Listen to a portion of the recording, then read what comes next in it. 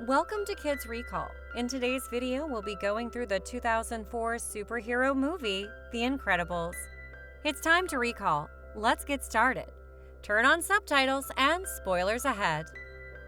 The film is set in an alternative universe reminiscent of the 1960s, in which superheroes, also known as supers, are celebrated for their heroic actions and enjoy the comforts of a golden age.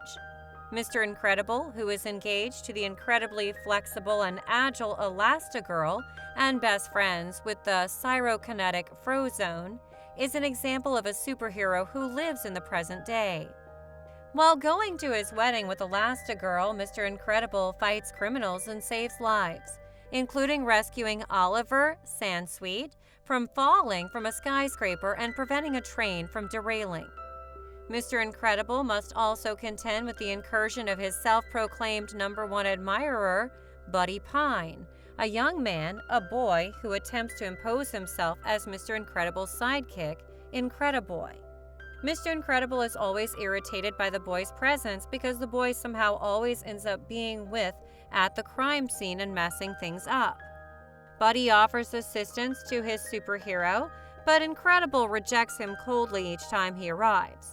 After getting married, Mr. Incredible is sued by the guy he rescued earlier for thwarting his suicide attempt. While the victims of the train rescue claim for injuries they incurred, even though they might have been murdered without his intervention. Due to these lawsuits, individuals from all over the globe sued supers for the collateral damage and irresponsibility caused by their heroic actions, costing the government a great deal of money. A short time later, the government granted supers amnesty from accountability for their previous crimes in return for their vow to stop becoming heroes. After 15 years, Mr. Incredible and Elastigirl have settled into normal lives. They are now known as Bob and Helen Parr, their secret names. They live in the suburbs and have 3 children. Syndrome says it's against the law for supers to get married and have kids in a scene cut from the movie. Violet, who's 14, Dash, who's 10, and Jack, who is only a year old. Violet and Dash have powers like their parents. Violet can turn invisible and make force fields, and Dash can run very fast. But on the other hand, Jack seems to be a normal baby with no powers. Bob is overweight and tired of his boring job as he claims adjuster for a dishonest insurance company called Insuracare. He secretly helps clients who deserve their payments find ways to get them. He wants to go back to the days when he was a superhero. He even pretends to be a vigilante every Wednesday by listening to a police scanner with his friend Frozone, who's also known as Lucius Best. They tell their wives they're going bowling, but Lucius wants to go. They discovered that Gazerbeam, another ex-superhero who had trouble adjusting to life in the real world like Bob, is now missing. They go to save people from a building on fire, but Lucius can't put out the fire with his magic. They run into a nearby jewelry store by accident. The security guard thinks they're thieves, so Lucius freezes him with water from a nearby fountain. When Helen finds out about Bob's nighttime adventures, it causes a fight. Bob doesn't like having to hide their gifts and wants to be a hero like he used to be. On the other hand, Helen wants to keep the family together and not have to start over by finding a new place.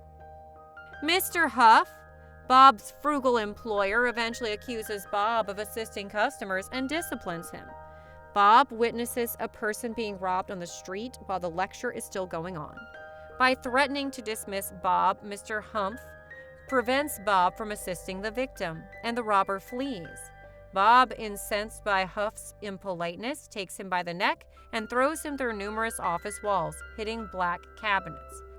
Bob gets dismissed as Humph is admitted to the hospital with shattered bones, a sprained left arm, and a left leg.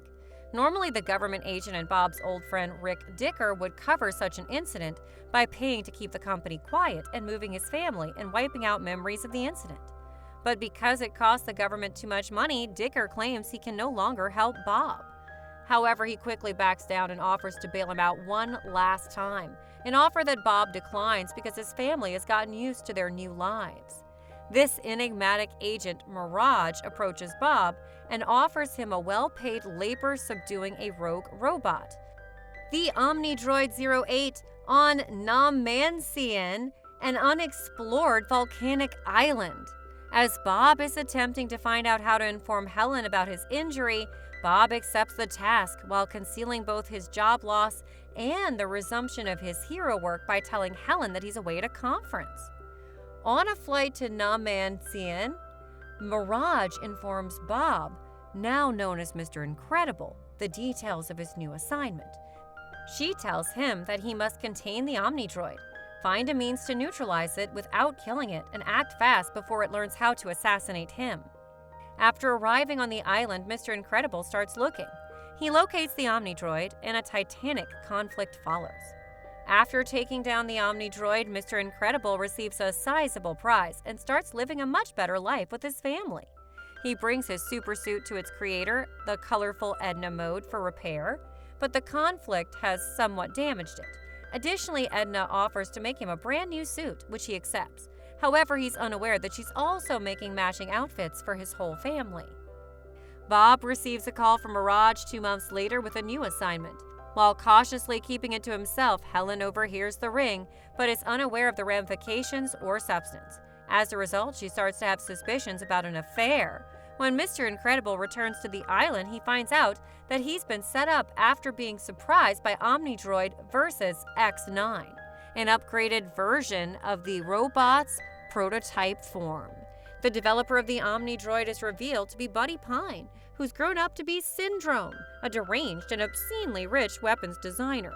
He became rich in high-tech weapons technology, but was unhappy at the continuous rejection he received from his old hero.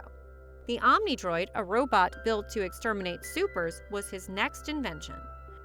Syndrome immobilizes Mr. Incredible with his zero-point energy beam, and after a few jolts, Syndrome accidentally launches Mr. Incredible over a waterfall. After escaping Syndrome and nearly avoiding a bomb, Mr. Incredible finds Gazer Beam's remains in an underground cavern. With Gazer Beam's laser vision, he finds the word Kronos inscribed across the cave's walls while inside. He enters Syndrome's base and climbs over the lava wall to reach his primary computer. He has access to all of Syndrome's data using the password Kronos. He finds out that, despite the widespread belief that almost all supers have died, Syndrome has created many additional robots to murder them. Additionally, he learns that Syndrome has a plan known as Project Kronos that involves releasing the robots into Metroville, where it would wreak massive havoc. When Helen returns home, she sees that Bob's old supersuit has been fixed. She immediately calls Edna and finds out that her husband has been taking assignments behind her back and has returned to being a superhero. Edna then makes a deal with Helen, telling her that she should come to save Bob, as he could be in trouble, and she can arrange suits for all of the family. Helen tells Edna that she wants to keep her kids away from all the drama and that she'll come alone, and tells Edna that she'll take charge of the situation. Helen then plans to leave the kids behind for their safety, adjusts cameras everywhere in the house, and turns on a homing device that Edna put in Bob's awesome case. Helen, now Elastigirl again, is given gadgets to protect herself, locate where she can find Bob and Syndrome. Despite all of the efforts from Helen to keep this mission a secret, her kids find out, and both Violet and Dash plan to go with their mother. They leave Jack behind to their neighbors and hide in Helen's car as she drives to Edna to get her suit back. When they reach the facility of Edna, the kids go nuts. They try to discover everything, and Helen finds out that the kids have joined her. She gets mad at them but can't do anything now, so Edna gives the kids their hero suits too, and they all go on a mission to rescue their father, Mr. Incredible. On the other hand, Syndrome tortures Mr. Incredible. Buddy tells him that Bob is why he became a monster. He wanted to help Mr. Incredible in his childhood. Still, he always pushes him away, so Buddy, who now calls himself Syndrome, creates dangerous weapons that make him rich, but he keeps the most powerful devices for himself. Syndrome is up to something big.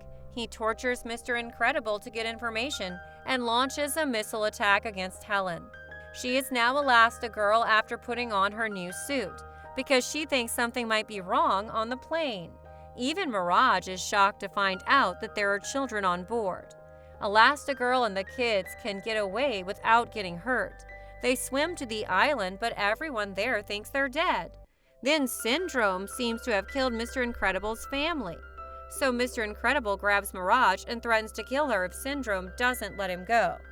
Syndrome calls Mr. Incredible's bluff, and Mr. Incredible lets Mirage go without hurting her, but he remains Syndrome's prisoner. Mirage is mad at Syndrome for taking a chance with her life and thinking that Mr. Incredible's strong sense of how important life is a weakness. Even though she called his bluff, she left and told him that he should put his life on the line the next time he gambled. While Elastigirl sneaks into Syndrome's base, the new and improved Omnidroid version 10 is loaded with a rocket and sent towards its target, Metroville. In Syndrome's headquarters, just before Elastigirl gets there, a sorry Mirage secretly frees Mr. Incredible. The two superheroes hurry to find their kids fighting off Syndrome's goons. Dash races the guards on foot through the jungle, finding out that he can run on water. Violet stays strong against the guards because she can't be seen. When the family gets back together, a battle starts and the family has to work together to beat the attackers. But Syndrome shows up and uses 0-point energy beams to catch the Incredibles. Syndrome is surprised when he gets them and finds out that Mr. Incredible married Elastigirl and had children with her. Then in the containment unit, Syndrome tells them that he plans to save Metroville from the Omnidroid and become a hero. Mr. Incredible then finds out that Syndrome has been inviting other real heroes to Nomnasian and killing them for the past 15 years so that he can finish making the Omnidroid. Now that the final design is done, he wants to act like a hero and get people interested in supers again. Then, when he's done with his job, he'll sell all his gadgets and inventions to the world, making everyone a super. At that point, having superpowers will no longer be special, and Kronos said that when everyone has superpowers, no one will. This showed that the goal of Project Kronos was to make the world super meaningless. He then puts the Incredibles in prison made of energy so he can finish Phase 3. Violet's force fields let them get away, but not before Mr. Incredible says that none of this would be happening if he hadn't been so held up in the past. With the help of Mirage, they take a rocket to the mainland to find Syndrome. Syndrome tries to halt the Omnidroid's destructive rampage in Metroville, but the robot, like the 08, becomes self-aware, discovers the nature of his remote control, and knocks him unconscious. The Incredibles and Frozone battle the robot and do all they can to stop it from destroying the city. Mr. Incredible recognizes that defeating the Omnidroid from the inside, like he did the previous time, is the only option. The Incredibles use the remote to trigger one of the claws fired earlier after obtaining it and finding out how it works. The claw's thrusters enable him to throw it like a missile towards the robot, impaling and killing it for good. Dicker mentions the potential of superheroes emerging from concealment, while the public applauds them for their accomplishments. Syndrome awakens to discover that the Incredibles have taken his splendor and terrible future. Rick Dicker drives the Incredibles home, informing them that the U.S. government has frozen Syndrome's assets and issued an arrest order for him. Elastigirl listens to Carrie's messages and learns that a replacement has arrived, so they rush to their home, only to discover that Syndrome has kidnapped Jack-Jack and plans to raise him as his sidekick in retaliation for his future being taken away. As Syndrome prepares to fly up to his plane with his rocket boots, Jack-Jack demonstrates that he has a superpower, shape-shifting. His form includes fire, metal, and an imp-like creature. Syndrome abandons Jack-Jack, who is apprehended by Elastigirl, and flees, saying that he will kidnap Jack-Jack again in the future. Fed up with Syndrome, Bob drives the family vehicle into the jet, knocking Syndrome into the turbine and catching his cape in the engine, which immediately turns into a super smoothie. Violet, having perfected her force field ability, shields the family from the falling flames and debris as the plane explodes, much to the surprise of their little neighbor. The months pass by, the huge fight, and the Parr family's happy now. Considerably more comfortable than before, and 3 months later even Bob is satisfied with their civilian existence. Helen never lets her kids compete in games now. Dash participates in a track competition, and his speed power, where he carefully manages his super speed and finishes second. Violet used to be a shy person who always had difficulty talking to her crush and used to conceal her face behind her hair. She's now a confident girl, spotted with her hair pulled back, chatting to a friend and successfully asking Tony Ridinger, her crush, for a movie date. As they leave the sports facility, a new villain emerges from the earth and vows war on peace and happiness, and the family members, including Jack-Jack, don their masks and prepare to face an unknown evil. Thanks for watching. Please Please like, subscribe, and click the bell icon to get new movie recaps.